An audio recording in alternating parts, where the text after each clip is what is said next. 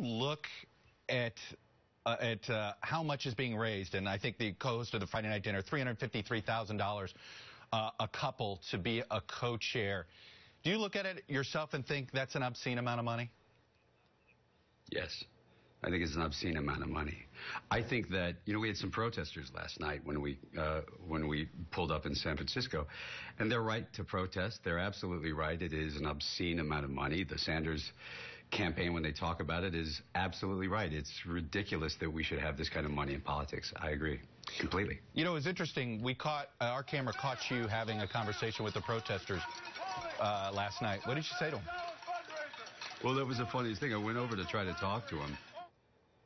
And he said I was some corporate shill, which, if you know me, that's one of the funnier things you could say about me. And then he just said, you sucked as Batman. And I was like, well, you kind of got me on that one, and walked away. And that was basically it. But I think what's important, and what I think the Clinton campaign has not been very good at explaining, is this, and this is the truth. The overwhelming amount of money that we're raising, and it is a lot, but the overwhelming amount of the money that we're raising is not going to Hillary to run for president.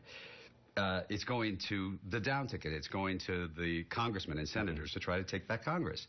And the reason that's important, and the reason it's important to me, is because I'm a Democrat, so if you're Republican, you're going to disagree, but we need to take the Senate back, because we need to confirm a Supreme Court justice, because that fifth vote on the Supreme Court can overturn Citizens United and get this obscene, ridiculous amount of money out, so I never have to do a fundraiser again. And that's why I'm doing it. So you don't enjoy doing these fundraisers?